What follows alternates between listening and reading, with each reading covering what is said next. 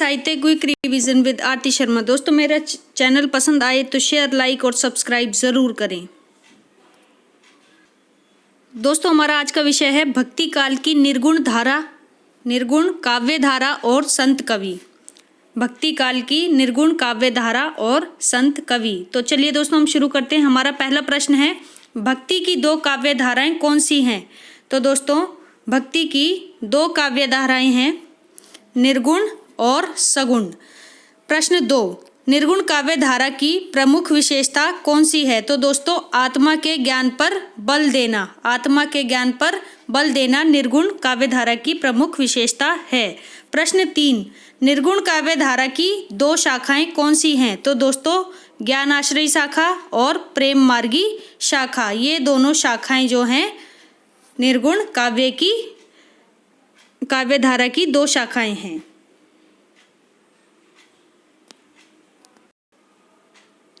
दोस्तों हमारा अगला प्रश्न है, प्रश्न 4, रामचंद्र शुक्ल ने ज्ञान आश्रयी शाखा को क्या नाम दिया है? तो दोस्तों ज्ञान आश्रयी शाखा, यह नाम रामचंद्र शुक्ल ने दिया है। प्रश्न 5, हजारी प्रसाद द्विवेदी ने ज्ञान आश्रयी शाखा को क्या नाम दिया है?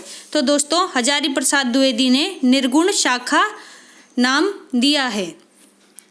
प्रश्न 6, निर्गुण धारा की ज्ञान आश्रयी शाखा को संत काव्य, मोस्ट इंपॉर्टेंट क्वेश्चन दोस्तों, संत काव्य नाम किसने दिया? तो दोस्तों डॉक्टर रामकुमार वर्मा और परशुराम चतुर्वेदी और साथ में गणपति चंद्र गुप्त ने। फिर से सुन लीजिए दोस्तों, डॉक्टर रामकुमार वर्मा, डॉक्टर रामकुमार वर्मा, परशुराम चतुर्वेदी, गणपति चंद्र गुप्त, इन सभी ने निर्गुण धारा की ज्ञान आश्रयी शाखा को संत काव्य नाम दिया है। प्रश्न 7 दोस्तों, कबीरदास को संत काव्य धारा का पहला कवि किसने माना है? तो दोस्तों कबीरदास को संत काव्य धारा का पहला कवि माना है रामचंद्र शुक्ल ने, हजारी प्रसाद द्विवेदी ने और रामस्वरूप चतुर्वेदी ने। फिर से सुन लीजिए दोस्तों, कबीरदास को रामचंद्र शुक्ल ने, हजारी प्रसाद द्विवेदी ने और साथ में रामस्वरूप चतुर्वेदी ने संत काव्य धारा का पहला कवि माना है। प्रश्न 8 दोस्तों, नामदेव को संत काव्य धारा का पहला कवि किसने माना है? तो दोस्तों नामदेव को डॉक्टर रामकुमार वर्मा ने और गणपति चंद्रगुप्त ने, इन दोनों ने ही संत काव्य धारा का पहला कवि माना है। तो दोस्तों मोस्ट इंपॉर्टेंट क्वेश्चन है, इसको याद रखिए। इसके बाद हम चलते हैं अपने अगले प्रश्न पर। प्रश्न 9, निर्गुण मार्ग के निर्दिष्ट प्रवर्तक कबीर ही थे। दोस्तों पंक्ति है, ध्यान दीजिए, निर्गुण मार्ग के निर्दिष्ट प्रवर्तक कबीर ही थे, यह कथन किसका है? तो दोस्तों आचार्य रामचंद्र शुक्ल का कथन है। प्रश्न 10, निर्गुण संत की विचारधारा के बीच किन कवियों की रचनाओं में मिलते हैं? तो निर्गुण संतों की जो विचारधारा है उसके बीच हमें मिलते हैं सिद्धनाथ कवियों की रचनाओं में। फिर से सुन लीजिए, सिद्धनाथ कवियों की रचनाओं में। हमारा अगला प्रश्न है दोस्तों, प्रश्न 11, हिंदी का निर्गुण काव्य किससे प्रभावित माना गया है? तो दोस्तों नाथ संप्रदाय से प्रभावित माना गया है। प्रश्न 12, संत काव्य का प्रधान रस क्या है? तो दोस्तों संत काव्य का प्रधान रस शांत रस है, क्योंकि साधु संत शांत हो जाते हैं ना, तो समझ लीजिए शांत रस है। ठीक है, वो ऐसी भावभूमि पर पहुंच जाते हैं कि क्रोध जैसी चीज उनके यहाँ बचती ही नहीं है, तो इसीलिए शांत रस को आप सीधा संत काव्य का प्रधान रस मान लेंगे। इसके बाद है प्रश्न 13, महाराष्ट्र की संत परंपरा। दोस्तों महाराष्ट्र की बात हो रही है, तो महाराष्ट्र कहाँ पर है हमारा? महाराष्ट्र, अगर आप मैप को देखेंगे तो दोस्तों ये हमारा मैप है। ठीक है, ये हमारा गुजरात हो गया यहाँ पे, और ये आ गया हमारा महाराष्ट्र का एरिया, और ये हमारा कर्नाटक, और ये फिर हमारा केरल, और ये तमिलनाडु, आंध्र प्रदेश, उड़ीसा, ठीक है। फिर उसी तरह से यहाँ पर ये बिहार, छत्तीसगढ़, ये सब चलेंगे, ठीक। तो यहाँ पे ये है हमारा महाराष्ट्र, कौन सा, महाराष्ट्र, ठीक है। हमारा ये एरिया जो है वो महाराष्ट्र का है। तो यहाँ पर पूछ रहे हैं कि महाराष्ट्र में महाराष्ट्र की संत परंपरा का आदि कवि किसे माना जाता है। तो दोस्तों कवि मुकुंद राज को, जो कवि मुकुंद राज है वो कहाँ पर आए थे, महाराष्ट्र में आए थे, ठीक है। और यहीं से क्या है, संत परंपरा जो है शुरू होती है। तो आदि कवि जो माने गए हैं वो कवि मुकुंद राज माने गए हैं महाराष्ट्र की संत परंपरा के। तो संत परंपरा जो थी वो किसी एक जगह पर नहीं चल रही थी भारत में दोस्तों, अलग अलग जगहों पर चल रही थी, ठीक है। तो आप किसी एक स्थान पर नहीं मानेंगे, आपको अभी हम आगे पढ़ाएंगे कि और किन किन जगहों पर भी संत मिले थे, ठीक है। तो दोस्तों अब हम चलते हैं अपने अगले प्रश्न पर, प्रश्न 14। तो प्रश्न 14 है दोस्तों हमारा, देखिए दोस्तों प्रश्न 14, 1190 ईस्वी में मराठी कहाँ बोली जाती है, महाराष्ट्र में, ठीक है। तो अभी हमने कवि मुकुंद राज को पढ़ा था, ये महाराष्ट्र में थे, तो वहीं की बात हो रही है, तो मराठी भाषा भी वहीं है। तो 1190 ईस्वी में मराठी का पहला जो काव्य ग्रंथ था जिसका नाम था विवेक सिंधु, यह किसने लिखा था। तो दोस्तों अभी हमने पढ़ा कवि मुकुंद राज, क्योंकि ये आदि कवि थे यानी कि सबसे शुरुआती कवि थे, तो इनकी जो रचना थी, ठीक है, मराठी की पहली रचना थी विवेक सिंधु, इनका नाम है कवि मुकुंद राज, दोस्तों याद रखिए। अब दोस्तों आते हैं हम अपने अगले प्रश्न पर, प्रश्न 15, महाराष्ट्र में कौन से दो संप्रदाय प्रचलित थे। तो दोस्तों महानुभाव और वारकरी को आप वारकरी भी पढ़ सकते हैं, तो कहीं कहीं वारकरी भी मिलता है लिखा हुआ और कहीं कहीं वारकरी भी मिलता है, तो दोस्तों कंफ्यूज ना हो बिल्कुल भी। ये दोनों संप्रदाय यानी कि महानुभाव और वारकरी संप्रदाय, ये हमें कहाँ मिलते हैं, महाराष्ट्र में मिलते हैं। महाराष्ट्र के दो प्रचलित संप्रदाय थे ये उस समय के। अब आता है हमारा प्रश्न 16, तो महानुभाव संप्रदाय के प्रवर्तक कौन थे। तो दोस्तों चक्रधर थे महानुभाव संप्रदाय के प्रवर्तक, ठीक है। इसके बाद हमारा दूसरा कौन सा था महाराष्ट्र में संप्रदाय, तो दो संप्रदाय चल रहे थे महाराष्ट्र में हमारे, जिसमें एक के प्रवर्तक थे चक्रधर और दूसरे के प्रवर्तक कौन थे। तो दोस्तों संत पुंडलिक, ठीक है। एक बार स्क्रीन आप फिर से देख लीजिए दोस्तों, क्लियर कर दिया है मैंने। तो वारकरी यानी कि अभी आपके सामने अगर मैप बनाया जाए,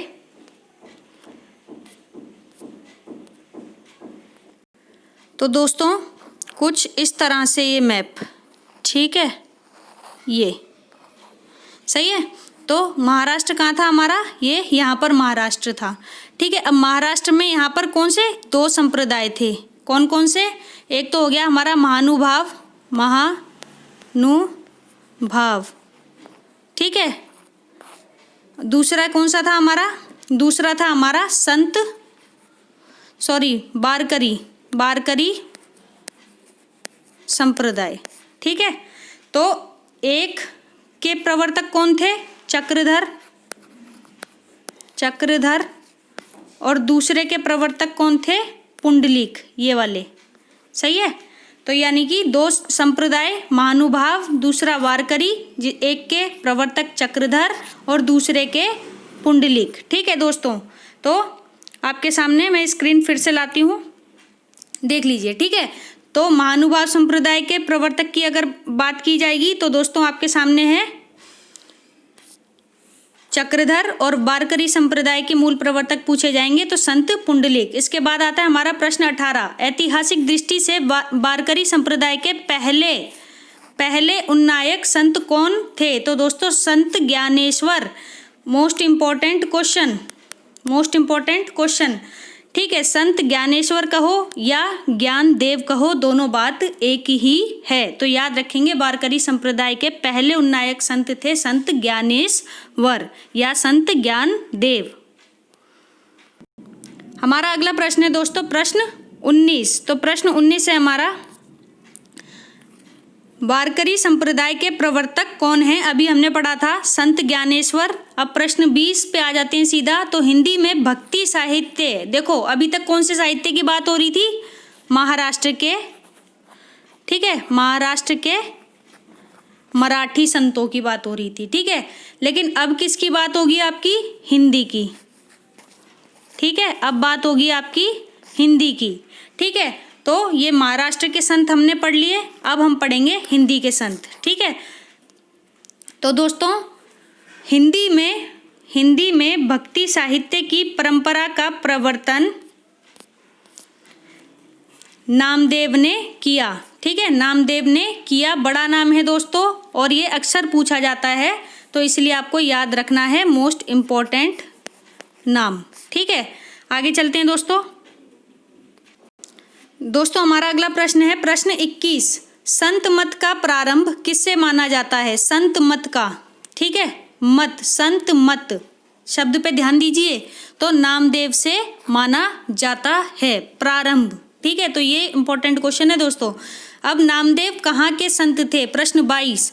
तो महाराष्ट्र के पंढरपुर में, ठीक है। देखिए अभी हमने पिछले पढ़ा था, ठीक है, चक्रधर और पुंडलिक के बारे में पढ़ा था। अब हमारे तीसरे कौन आ गए? ये चौथे हैं, सॉरी। तो ये हमारे नामदेव आ गए, ये भी महाराष्ट्र के पंढरपुर में थे, ठीक है। तो ये वहाँ के संत थे, महाराष्ट्र के पंढरपुर में। इसके बाद आते हैं कि नामदेव का जन्म कब हुआ दोस्तों? प्रश्न 23। तो 1270 ईस्वी में नामदेव का जन्म हुआ। इसके बाद आते हैं प्रश्न 24। नामदेव किस जाति के संत थे? तो दोस्तों जाति पूछी जा रही है, तो ये एक दर्जी जाति के संत थे। नामदेव के गुरु कौन थे? ठीक है, इम्पोर्टेंट, मोस्ट इम्पोर्टेंट क्वेश्चन, ठीक है। तो नामदेव के गुरु थे हमारे विसोबा खेचर, विसोबा खेचर। लेकिन यहाँ पे सिर्फ यही क्वेश्चन, इनके गुरु नहीं पूछे जाते, यही पूछा जाता है कि प्रवर्तक कौन थे संत मत के। तो एज अ प्रवर्तक, ठीक है ना, इनका नाम पूछा जाएगा तो आप याद रखेंगे।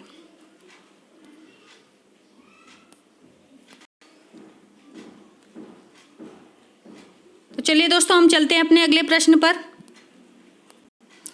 दोस्तों हमारा अगला प्रश्न है प्रश्न 26। नामदेव की रचनाएं किस भाषा में मिलती हैं? तो दोस्तों मराठी और हिंदी दोनों ही भाषाओं में नामदेव की रचनाएं हमें मिलती हैं, ठीक है, दोनों ही भाषा में, मराठी और हिंदी, ठीक। और अगर आप दोनों की लिपि को अगर देखेंगे तो आप बहुत सारी चीज़ें इसमें मतलब एक जैसी पाएंगे। आप कभी देखना वेबसाइट पर, किसी पर देखना, गूगल पे करके देखना कि हिंदी और मराठी लैंग्वेज में, तो आपको लगेगा कि हिंदी जैसी है बिल्कुल मराठी भी, ठीक है। बस कुछ कुछ ही अलग है, अगर आप पढ़ेंगे 2-4 बार भी पढ़ेंगे तो भी समझ में आ जाएगी, ठीक है, इतनी मुश्किल नहीं है। तो प्रश्न 27।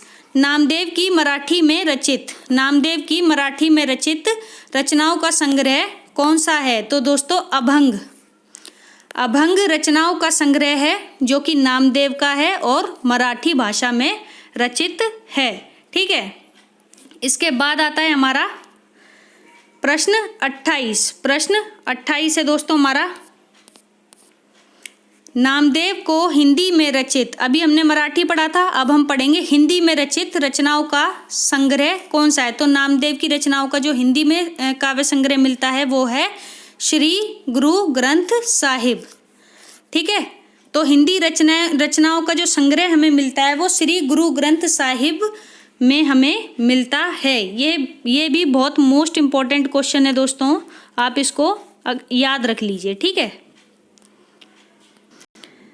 प्रश्न 29 दोस्तों, नामदेव के हिंदी में रचित सगुण भक्ति के पदों की भाषा क्या है? तो दोस्तों सगुण भक्ति के पद पूछे जा रहे हैं, यानी कि निर्गुण के तो उन्होंने लिखे ही हैं, साथ में सगुण के भी उन्होंने लिखे हैं। तो जो सगुण भक्ति के पद लिखे हैं उसकी भाषा पूछी जा रही है, तो उसकी भाषा है ब्रज भाषा। क्या है? ब्रज भाषा, जो कि ये मथुरा आगरा वाले क्षेत्र में, यूपी के क्षेत्र में बोली जाती है, तो ब्रज भाषा। प्रश्न 30। नामदेव के हिंदी में रचित निर्गुण भक्ति के पदों, अभी हमने सगुण पढ़ा था दोस्तों, अब हम पढ़ेंगे निर्गुण भक्ति के पदों को। तो निर्गुण भक्ति के पदों की भाषा बतानी है क्या थी। तो दोस्तों इसकी तो थी जी ब्रज भाषा, लेकिन इसकी है खड़ी बोली या सद्दुकड़ी भाषा। सद्दुकड़ी भाषा यानी कि पंचमेल भाषा, यानी कि जिसमें कई सारी भाषाएं मिली जुली मिश्रित भाषाओं के रूप को सद्दुकड़ी भाषा कह सकते हैं। ठीक है, तो खड़ी बोली और सद्दुकड़ी भाषा जो थी वो निर्गुण भक्ति के पदों में मिलती है नामदेव के। ठीक है,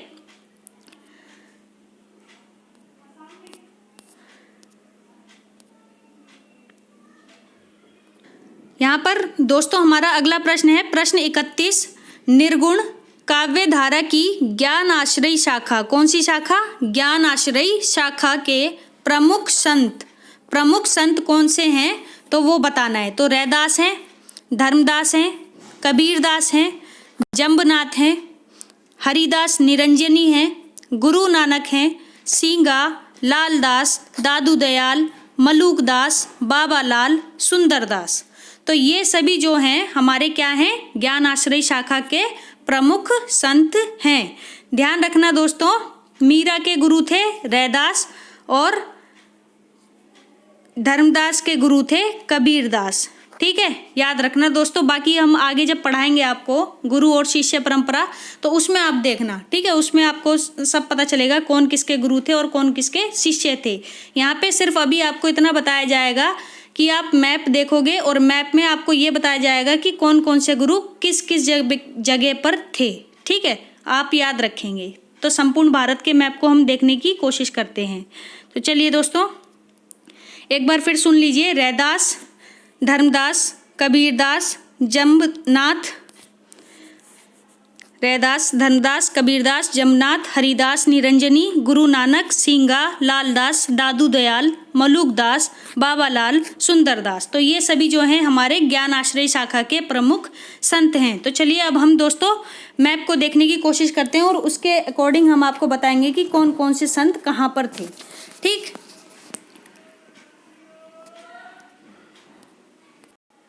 चलिए दोस्तों हम आपको बताते हैं। सबसे पहले उत्तर प्रदेश। उत्तर प्रदेश कहाँ है हमारा? ये रहा।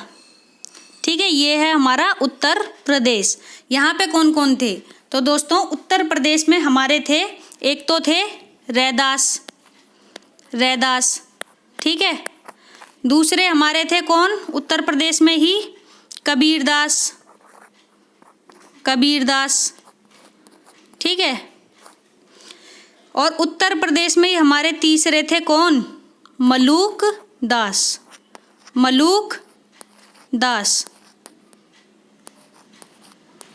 ठीक है, तो दोस्तों फिर से देख लीजिए आप। ठीक है, मैं आपके सामने लिख कर देती हूँ कौन कौन?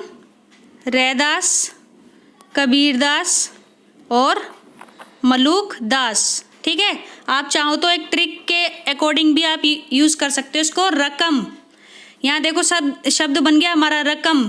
ठीक है, तो उत्तर प्रदेश में ठीक है रकम नाम के 3 संत थे। कौन कौन? एक तो रैदास, दूसरे कबीरदास और तीसरे मलूकदास। ठीक है, याद रखिए उत्तर प्रदेश। ठीक है दोस्तों, मैपिंग बहुत ज़रूरी है याद रखने के लिए। आगे चलते हैं हम। अगला है दोस्तों हमारा एमपी। एमपी कहाँ है हमारा? ये रहा, ये। ठीक है, ये एमपी, ये हो गया एमपी। ठीक है, अब यहाँ पर कौन कौन था? ठीक है, तो यहाँ पर कौन कौन था हम आपको बताएंगे। तो यहाँ पर 3 लोग थे। कौन कौन से? एक तो थे जी धर्मदास। ठीक है, धर्मदास। दूसरे कौन थे हमारे? दूसरे थे हमारे सींगा। ठीक है, और तीसरे थे यहीं मध्य प्रदेश में कौन से? सेन पढ़ो इसको, सेन। ठीक है, तो एक थे हमारे धर्मदास, दूसरे थे सींगा और तीसरे थे सेन। ठीक है, तो ये हो गए हमारे धर्मदास, सींगा और सेन। ये 3 कवि हमारे मध्य प्रदेश में हो गए। ठीक है, एमपी जिसे हम बोलते हैं। ठीक है, ये वाली जगह याद रखना दोस्तों। ठीक है, चलो अब हम आगे चलते हैं।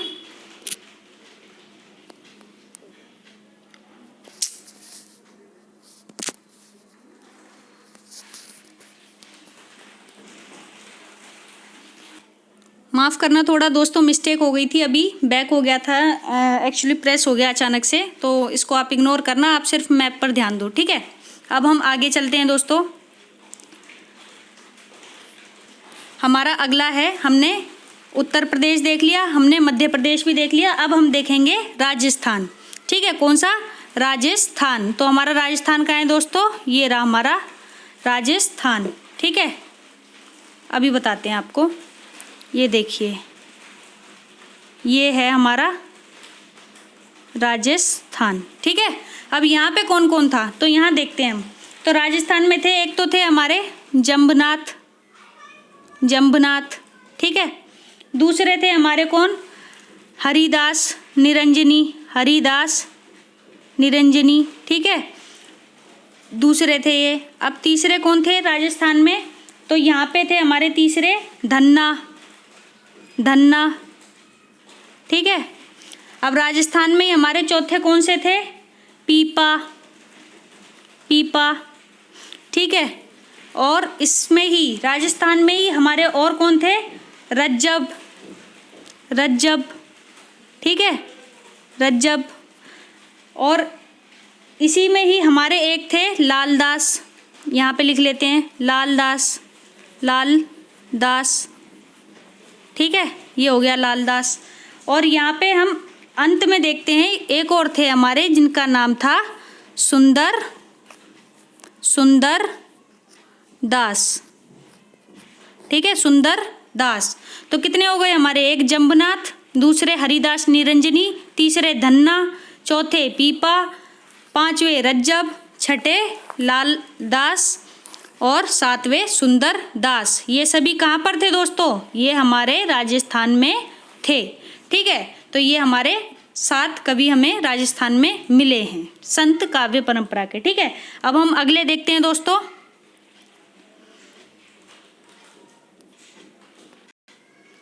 हमारा अगला है गुजरात। गुजरात कहाँ है? ये रहा गुजरात।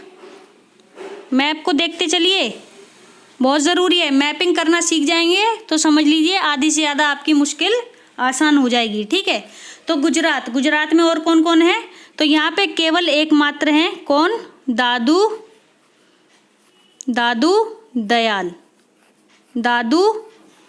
दयाल। ये कहाँ पर थे? हमारे गुजरात में। ठीक है, तो दादू कहाँ पे थे? हमारे गुजरात में। ठीक है, तो ऐसे याद रखेंगे आप इसको, ये रहा गुजरात। ठीक है,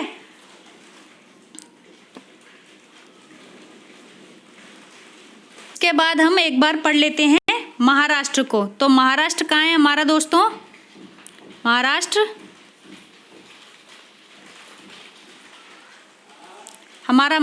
कहाँ है? ये रहा महाराष्ट्र। ठीक है, ये देखो, ये रहा महाराष्ट्र। ठीक है, ये हो गया महाराष्ट्र। यहाँ पे कौन कौन था? तो यहाँ पे थे हमारे, एक तो थे निपट निरंजन,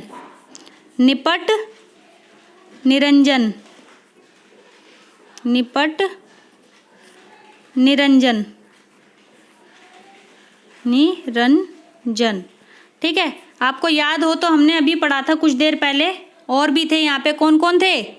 एक हमें नामदेव मिले थे, नामदेव, ठीक है। और कौन मिले थे? पुंडलिक भी मिले थे महाराष्ट्र में। ठीक है, एक मिले थे ज्ञानदेव या ज्ञानेश्वर,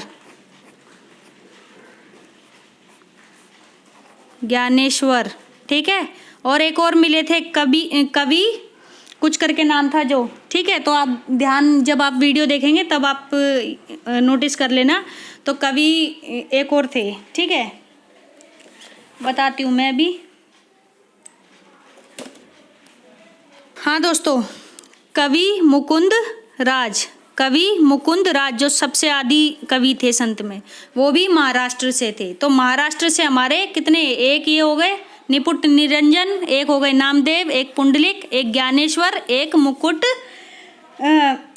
मुकुंद राज, कवि मुकुंद राज। ये सभी हमें महाराष्ट्र में मिलते हैं। ठीक है, अब हम चलते हैं अपने अगले कवियों पर। महाराष्ट्र फिर से एक बार देख लो, ये रहा महाराष्ट्र। ठीक है, ये महाराष्ट्र है। ठीक है, तो हमने गुजरात पढ़ लिया। ठीक है, हमने मध्य प्रदेश भी पढ़ लिया, हमने महाराष्ट्र भी पढ़ लिया और हमने उत्तर प्रदेश भी पढ़ लिया। ठीक है, इसके ऊपर उत्तर प्रदेश। ठीक है, अब हम देखते हैं दोस्तों, इसके बाद आता है हमारा पंजाब का पाकिस्तान। ठीक है, पंजाब का पाकिस्तान, तो ये कहाँ पर है, ये देखो,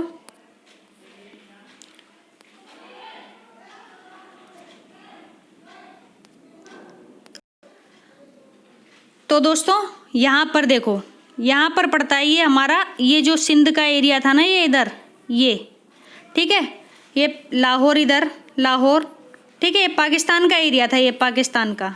तो पहले क्योंकि ये भारत का ही भाग था, ठीक है, अलग नहीं था, ये पहले भारत का ही था। तो ये जो उस समय यानी कि हमारा विभाजन नहीं हुआ था, तो ये विभाजन से पहले जो संत थे जो कि पाकिस्तान वाले पंजाब में थे, तो वो कौन कौन थे। ठीक है, जिनमें से कुछ सिख संत भी हुए हैं। तो दोस्तों सभी के बारे में अभी हम पढ़ेंगे, तो देखते हैं दोस्तों। चलिए, तो ये पंजाब का हिस्सा आपको दिखाई दे रहा हो, तो ये पंजाब, ध्यान से देखो दोस्तों, ये रहा हमारा पंजाब, ये है पंजाब। ठीक है, ये अब यहाँ से कौन कौन था, ये चंडीगढ़ हो गया हमारा, सही है, ये हरियाणा हो गया, ये राजस्थान। ठीक है, तो इस तरीके से मतलब हम देखेंगे कि और कौन कौन सी जगह हैं जहाँ पे बाकी के संत थे। ठीक है, राजस्थान हमने पढ़ ही लिया है। तो अभी देखते हैं हम, पंजाब में हमारे हैं शेख फरीद, तो कुल एकमात्र हैं इधर पंजाब में, कुल एकमात्र हमें मिले हैं, कौन, बाबा शेख फरीद। ठीक है, बाबा शेख फरीद हमें मिले हैं, शेख फरीद। ठीक है, कहाँ के थे, पंजाब के थे। इनके अलावा जो पंजाब के थे वो थे हमारे सिख संत, तो उनके बारे में भी हम आगे देखेंगे। तो सिर्फ अभी आप इतने लोगों के बारे में जान लो। तो चलिए दोस्तों, हम आगे चलते हैं अपने प्रश्नों पर, जो कि मैंने टेबुलर फॉर्म में आपके सामने रखे हैं, तो अब देखना और समझना। ठीक है, तो इस तरह से आप मैप देख लो दोस्तों। एक बार मैप को और छोटा कर देती हूँ मैं, ये। ठीक है दोस्तों, देख लो हमने क्या क्या पढ़ा है। उत्तर प्रदेश पढ़ लिया, ठीक है, जहाँ पे रकम थी। राजस्थान पढ़ लिया, मध्य प्रदेश भी पढ़ लिया, महाराष्ट्र भी पढ़ लिया, ठीक है, गुजरात भी देख लिया, सही है। और यहाँ पे हमने पंजाब, यानी कि अगर हम देखें तो ये जो एरिया है, अगर हम ऐसे बांटते हैं तो ये दक्षिण भारत, ये हमारा उत्तर भारत। तो उत्तर भारत का जो अधिकांश हिस्सा था, ठीक है, और दक्षिण भारत का भी जो हिस्सा था, उसमें कई सारे संत हमें देखने को मिलते हैं दोस्तों। तो लगभग भारत का जो अधिकांश हिस्सा है उसमें संत परंपरा हमें देखने को मिलती है। ठीक है दोस्तों, ये देखिए, ये ठीक है, ये इतना, ये आ गया, ये यहाँ पे ये पूरा। ठीक है दोस्तों, तो चलो हम आगे चलते हैं अपने प्रश्नों पर।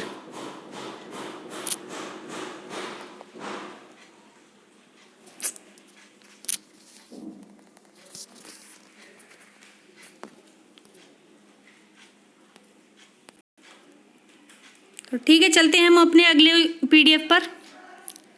तो दोस्तों देखो, आपके सामने है, ये देखिए। ठीक है, यहाँ से शुरू करते हैं हम। सबसे पहले दोस्तों संत कवि और उनका जन्म, मृत्यु, फिर जन्म स्थान, और फिर गुरु का नाम और जाति, और फिर माता पिता। तो सबसे पहले आते हैं रैदास। रैदास का जन्म कब हुआ था, 1388, और मृत्यु 1518 में हुई। जन्म कौन सी जगह लिया था इन्होंने, काशी, जो कि कहाँ पड़ता है, यूपी। तो रैदास को हमने रकम में पढ़ा था, रकम कहाँ पे थी, उत्तर प्रदेश। ठीक है, तो यानी कि रैदास कहाँ के थे, उत्तर प्रदेश के थे। इनके गुरु कौन थे, रामानंद थे इनके गुरु। जाति कौन सी थी, तो दोस्तों चमार जाति के संत कवि थे। इसके बाद आते हैं दोस्तों हम आगे धर्मदास पर। ठीक है, तो धर्मदास पर आते हैं हम। ये देखो दोस्तों, धर्मदास का जन्म कहाँ हुआ था? बांधवगढ़। बांधवगढ़ ये कहाँ पे है? मध्य प्रदेश में। ठीक है, और इनके गुरु कौन थे? कबीर दास। तो धर्मदास के गुरु कौन? कबीर दास। कबीर दास के शिष्य कौन? धर्मदास। कबीर की मृत्यु के बाद गद्दी पर कौन बैठा? धर्मदास, याद रखना। और ये बनिया जाति के थे। बनिया होते हैं ना, ठीक है, जो व्यापार करते हैं, तो बनिया जाति के। अब एक थे धन्ना। इनका जन्म कब हुआ? तो 1415। इनके जन्म के बारे में अभी पता नहीं है दोस्तों, आपको पता चले तो कमेंट में ज़रूर बताइए मुझे भी, जिससे सहायता मिले। ठीक है, बाकी इनका धन्ना का जन्म हुआ, धन्ना 1415 राजस्थान में। हमने 7 पढ़े थे ना, 7 कवि मिले थे, तो 7 में से एक थे धन्ना। ठीक है, धुवान, राजस्थान में एक धुवान है, वहाँ पर इनका जन्म हुआ था। इनके गुरु थे रामानंद। ठीक है, भक्ति द्रविड़ उपजी लाए रामानंद। तो दक्षिण से उत्तर भारत में लेकर गए थे कौन? रामानंद। और ये गुरु किसके हैं? धन्ना के। ठीक है, और ये जाट थे कौन? धन्ना। धन्ना एक जाट थे। इसके बाद आते हैं हमारे पीपा। तो पीपा का जन्म हुआ 1425 में। कहाँ पर? राजस्थान के कौन सी जगह पे? गगनौरगढ़ में। गगनौरगढ़ में राजस्थान में थे पीपा। ठीक है, और इनके गुरु भी रामानंद हैं। तो रामानंद के 2 शिष्य अभी तक हो गए हैं, कौन कौन? एक धन्ना, दूसरे पीपा। ठीक है, अब हम आगे चलते हैं। तो इनकी जाति का पता नहीं है दोस्तों, आपको पता चले तो हमें कमेंट में ज़रूर बताएं। आगे चलते हैं दोस्तों, देख लो, एक बार स्क्रीनशॉट लेना हो तो ले लो। ठीक है दोस्तों, अगले देखो, अगले हैं सेन। सेन के बारे में भी पढ़ा था हमने। ये इनका जन्म भी बांधवगढ़ में हुआ था। इनके जन्म मृत्यु की तिथि का पता नहीं है दोस्तों। ठीक है, जो तिथियां नहीं मिल रही हैं मुझे, ठीक है, अगर आपके पास हो या आपको कहीं से मिले तो आप कमेंट में ज़रूर बताएं। ठीक है, इनके गुरु थे रामानंद। ठीक है, और इनकी जाति थी नाई। तो एक नाई जाति के, तो दोस्तों हमने देखा कि चमार जाति के भी थे, नाई जाति के भी थे, बनिया भी थे। मतलब कोई जाति एक निश्चित नहीं थी, किसी भी जाति का व्यक्ति जो था वो संत बन सकता था। ठीक है, ये चीज़ अच्छी थी। तो आप ध्यान दें कि जितने भी हमारी निम्न जाति के आ रहे हैं, तो और ये अधिकांश जो संत हुए थे दोस्तों निम्न जाति के ही थे। ठीक है, तो उस समय हम देखते हैं कि जो संतों के समय जो जातिवाद था, वो एक तरह से हम मान सकते हैं कि उन्होंने जातिवाद को कम करने पर जोर दिया था। ठीक है, इसके बाद आते हैं हम शेख फरीद। शेख फरीद, बाबा शेख फरीद कहाँ पे थे? एकमात्र हमने बताया था आपको, पंजाब में। ठीक है ना, तो पंजाब के, यानी कि जो पाकिस्तान में उस समय पंजाब पड़ता था, तो उसके कोठीवाल जगह पर इनका जन्म हुआ था। और ये जाति के मुसलमान थे। तो अभी तक तो देखो हिंदू जाति के लोग आ रहे थे, अब संतों में किसकी गिनती होने लगी? तो दोस्तों मुसलमान कवि भी आने लगे। ठीक है, तो ध्यान रखना दोस्तों, इम्पोर्टेंट है। इसके बाद चलते हैं दोस्तों हम अपने अगले संत कवि पर। तो कबीर दास संत मत के प्रवर्तक कौन माने जाते हैं? तो दोस्तों कबीर। ठीक है, कबीर दास का नाम लिया जाता है। मोस्ट इम्पोर्टेंट, अच्छे से याद कर लो इनके बारे में। तो 1398 में इनका जन्म हुआ, 1518 में इनकी मृत्यु हुई। धर्मदास जो थे वो इनके शिष्य भी थे और इनके समकालीन भी थे। तो याद रखना, समकालीन मीन्स उसी समय के। ठीक है, कंटेम्प्रेरी। ठीक, तो काशी में, यानी कि काशी कहाँ? यूपी, इलाहाबाद। ठीक है, यहाँ पे इनका जन्म हुआ था और कहा जाता है कि यह एक जुलाहा जाति के थे। ठीक है, रामानंद इनके गुरु थे। ठीक है, रामानंद इनके गुरु थे। तो इनके बारे में जो मतलब इन्होंने गुरु कैसे बनाया, तो ये आप पढ़ें तो बहुत इंटरेस्टिंग है। तो आप खुद पढ़ें और खुद जानें तो ज़्यादा बेहतर रहेगा। ठीक है, तो रामानंद के पैर पड़ गए थे, तो आप ध्यान रखना। ठीक, तो तभी से इन्हें शिष्य मान लिया था। तो आप ये पढ़ो, तब ज़्यादा मज़ा आएगा पढ़ने में। खुद से जब आप चीज़ों को जानने की एक ललक अपने अंदर मतलब पैदा करेंगे ना, मतलब एक लगन, ठीक है, चीज़ों को जानने के लिए, तो वो सब्जेक्ट कभी आपको बोर लग ही नहीं सकता है। ठीक है, अगर आप बोझ समझ के स्टडी करेंगे तो आपको कभी ज़िंदगी में मज़ा आएगा ही नहीं।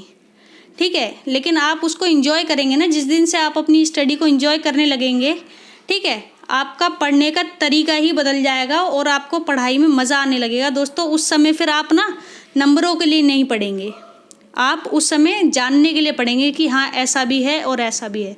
इंटरेस्ट बढ़ेगा अपने सब्जेक्ट को लेकर। मैंने लोगों से सुना है कि कहते हैं कि हिंदी सबसे बोरिंग है, हमें समझ नहीं आता, ये नहीं आता, वो नहीं आता। आप उसमें अगर आप जाओगे तो आप देखोगे कि हिंदी एकमात्र ऐसी भाषा है जिसमें इतनी सारी बोलियां हैं और एक साथ आपको इतनी सारी बोलियों का ज्ञान मिलता है, और वो भी किसके माध्यम से? साहित्य के माध्यम से दोस्तों। साहित्य ना होता तो आप दूसरी शब्दावलियों से परिचित ही ना हो पाते। ठीक, तो खैर मैं ये नहीं कहूँगी कि आप इसको ज़बरदस्ती पढ़ें, लेकिन जितना भी पढ़ें तो दोस्तों मन से पढ़ें। ठीक है, मन से पढ़ें, क्योंकि आप किसी के लिए नहीं पढ़ रहे हैं, आप सिर्फ अपने लिए पढ़ रहे हैं। ठीक है, और कोई और आपके लिए नहीं, कुछ नहीं कर सकता, आप ही अपनी लाइफ बदल सकते हो। और स्टडी ही एकमात्र ऐसा ज़रिया है जो सबसे बड़ा हथियार है। आपके पास कुछ भी नहीं होगा तो सिर्फ आपकी स्टडी के थ्रू ही आप सब कुछ खड़ा कर सकते हैं। खड़ा मीन्स अपने आप को प्लेटफॉर्म दे सकते हैं। ठीक है दोस्तों, तो याद रखना, अपनी वैल्यू समझो, अपने समय की वैल्यू समझो। ठीक है, और जो कुछ भी पढ़ो तो मन लगा करके पढ़ो, ऐसे ही नहीं पढ़ना कुछ भी। ठीक है, और अगर मजाक के लिए पढ़ना है तो बिल्कुल मत पढ़ो। ठीक है, मुझे भी नहीं आता है पूरी तरह से, मैं खुद को ज्ञानी नहीं कहूँगी, लेकिन फिर भी कोशिश कर रही हूँ। ठीक है, ताकि मैं भी सीख सकूँ चीज़ों को। अगर मुझसे कहीं गलती हो तो आप बिल्कुल करेक्ट करते चलिए। ठीक है, मुझे भी अच्छा लगेगा। तो चलिए दोस्तों, आते हैं, समय बर्बाद नहीं करेंगे आपका। तो नीरू और नीमा किसकी माँ थी? कबीरदास की माता का नाम था नीरू नीमा। ठीक है, जम्बनाथ का जन्म हुआ था 1451 में और 1523 में इनकी मृत्यु हो गई। यानी 15वीं शताब्दी में जन्म माना जाएगा और 16वीं शताब्दी में इनकी मृत्यु हो जाएगी। और ये कहाँ पे इनका जन्म हुआ था? तो जम्बनाथ का हुआ था जन्म नागौर में। ठीक है दोस्तों, नागौर कहाँ पड़ता है? हमारा राजस्थान, हमने अभी पढ़ा पीछे। अब आते हैं, इनके गुरु कौन थे? तो बाबा गोरखनाथ इनके गुरु थे। किसके? जम्बनाथ के गुरु थे बाबा गोरखनाथ। ठीक है, गोरखनाथ अगर आपने को याद हो तो नाथ साहित्य के, नाथ पंथ के प्रवर्तक थे गोरखनाथ। ठीक है, ध्यान रखना। और ये एक राजपूत जाति के थे। कौन? जम्बनाथ। जम्बनाथ जो थे वो एक राजपूत जाति के थे। तो चलिए दोस्तों, आगे बढ़ते हैं।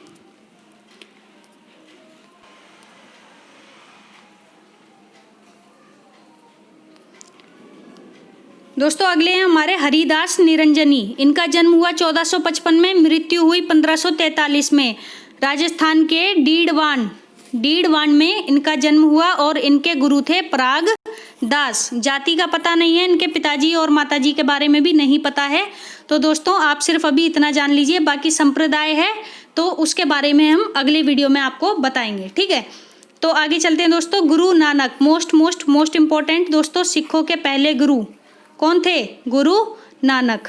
ठीक, तो 1469 में 1469 में इनका जन्म हुआ और 1538 यानी कि 16वीं शताब्दी में इनकी मृत्यु हो गई। तो देख रहे हो कि आप 15 से 16वीं शताब्दी चल रही है, 15 से 16वीं शताब्दी। ठीक है, गौर करना, तभी चीज़ों को समझ पाओगे। जोड़ने की कोशिश करो। भक्ति काल का समय क्यों माना गया है कि भाई 14 से लेके कहाँ तक? 1700 माना गया है ना? तो क्यों माना गया है? 1375 से 1700, इस तरह से जो भी आचार्य रामचंद्र शुक्ल ने या नगेंद्र ने जो भी समय माने, तो 15वीं 16वीं शताब्दी उनके अंडर में आती है। ठीक है, तो ध्यान रखना दोस्तों, ये जितने भी कवि हैं 15वीं और 16वीं शताब्दी से जुड़े हुए कवि हैं। ठीक है, संत कवि। तो ननकाना कहाँ पे है? पंजाब में। ननकाना कहाँ पे है? ननकाना है पंजाब में दोस्तों। तो पंजाब में, जो कि हमारा पंजाब कौन सा था? जो पाकिस्तान में अब है, इस समय पाकिस्तान में पड़ता है, उस वाले पंजाब में गुरु नानक का जन्म हुआ था। इनकी जाति खत्री थी और इनके पिता का नाम कालू राम था और माता का नाम तृप्ता था। माता का नाम क्या था? तृप्ता था। ठीक है, पिता कालू राम, क्वेश्चन आया हुआ है। ठीक है, याद रखना दोस्तों। फिर से देख लो दोस्तों। अब आते हैं अक्षर अनन्य एक हमारे और हुए हैं संत। तो इनके बारे में अगर हम जानेंगे तो सिर्फ इतना ही पता चलता है कि इनका जन्म दतिया, जो कि मध्य प्रदेश में है, वहाँ हुआ था और ये कायस्थ जाति के थे। बाकी एक अन्य संत और हैं भीषण, इनके बारे में कुछ भी पता नहीं चला है दोस्तों। अगर आपको पता चला हो, आपने किसी किताबों में पढ़ा हो तो मुझे भी ज़रूर बताएं। ठीक है, आगे चलते हैं दोस्तों। हम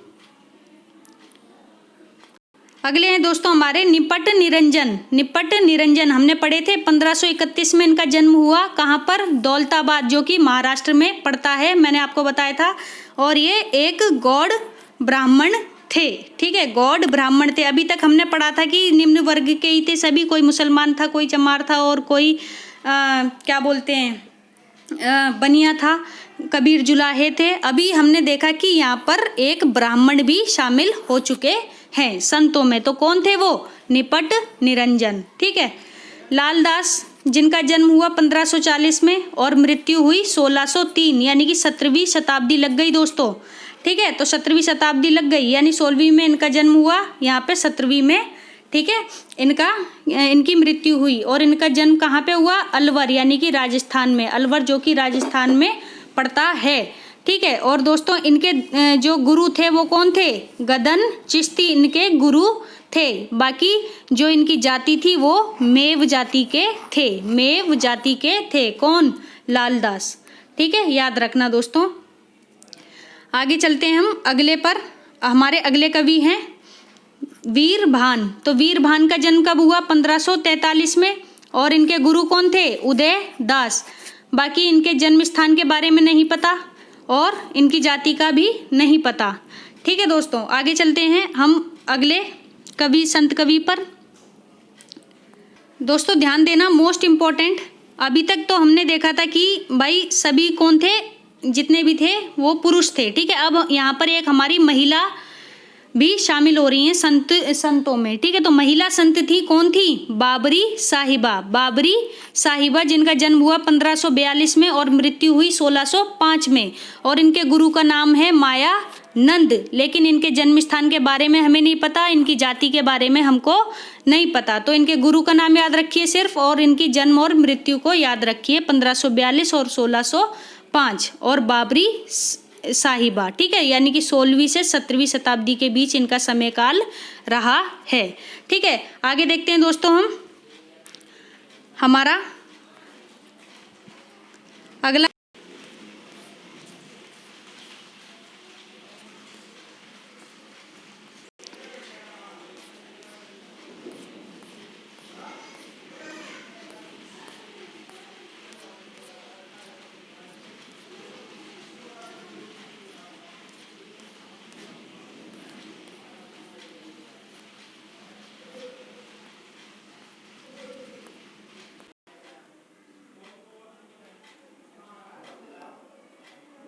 तो दोस्तों एक बार फिर से देख लो आप। ठीक है, मुझे लग रहा है वीडियो शायद पॉज हो गया था। तो बाबा लाल 1590 में जन्म, 1655 में मृत्यु। पंजाब में इनका जन्म हुआ, क्षत्रिय जाति के थे। इसके बाद आते हैं सुंदरदास। तो इनका जन्म 1596, मृत्यु 1689 में। और जयपुर में इनका जन्म हुआ। दादू दयाल इनके गुरु थे, बनिया इनकी जाति थी, परमानंद इनके पिताजी थे और सती इनकी माता थी। तो दोस्तों इतना याद रखिए आप। तो हम चलते हैं अपने अगले प्रश्न पर।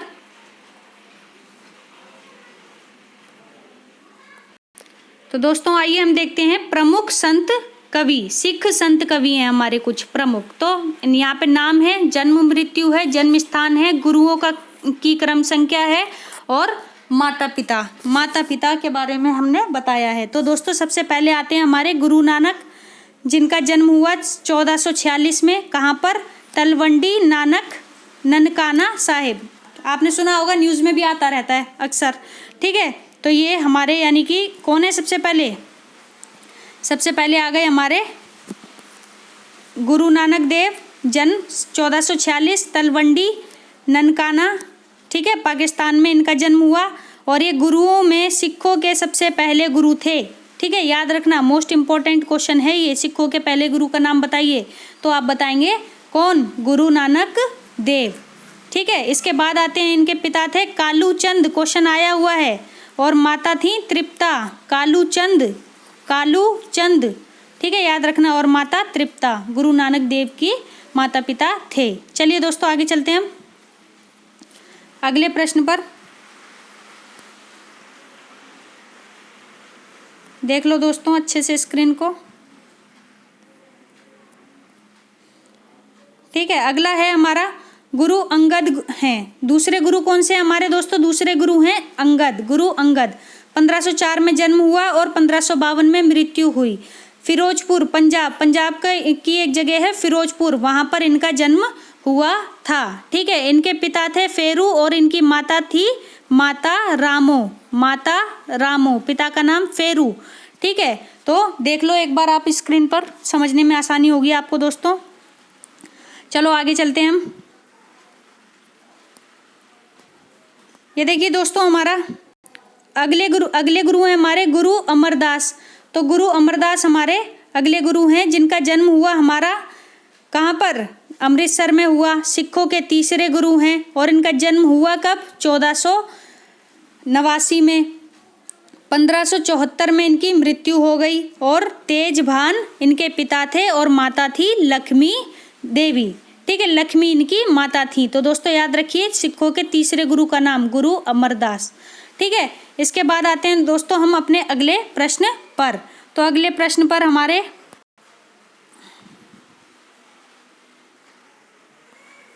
एक बार देख लो दोस्तों। ठीक है, तो गुरु अमरदास जो थे वो तीसरे थे।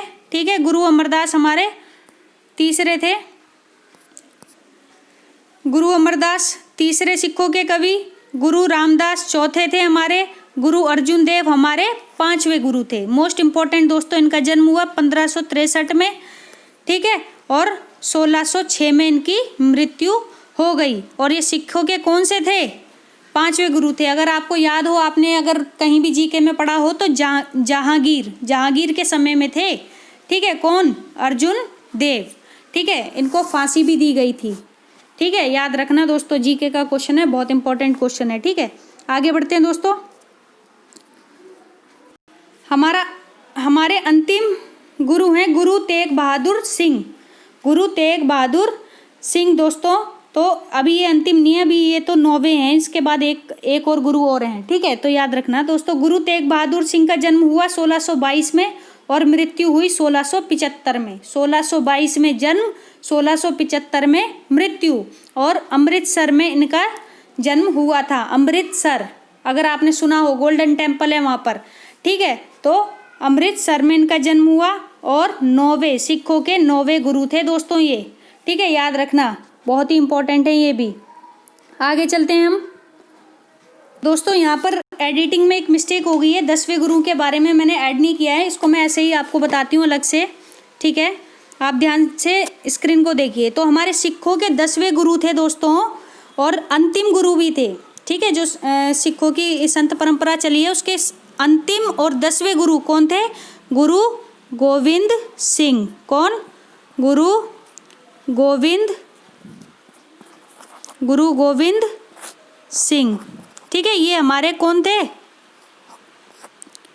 ठीक है, सिंह, सॉरी ये हाँ आएगा यहाँ पे। ठीक है, तो ये 10वें गुरु थे और अंतिम भी थे। अंतिम गुरु। ठीक है, मोस्ट इम्पोर्टेंट है दोस्तों, याद रखना। ठीक है, बाकी और इनके जो भी काव्य संग्रह में मिलते हैं वो हमें 9वें महला प्रकरण में मिलते हैं। गुरु गोविंद साहिब का जो महला प्रकरण है ना, ठीक है, वो 9वां महला प्रकरण है, तो उसमें हमें इनके काव्य संग्रह मिलते हैं। याद रखना दोस्तों, गुरु गोविंद सिंह हमारे 10वें और अंतिम गुरु हैं। तो इस तरह से हमारी भक्ति काल की निर्गुण काव्य धारा और उसके संत कवि जो हैं यही समाप्त होते हैं दोस्तों। अगर आपको हमारा वीडियो पसंद आया है दोस्तों तो इसे शेयर करें, लाइक करें और सब्सक्राइब करें। बाकी हम मिलते हैं अगले वीडियो में। धन्यवाद दोस्तों।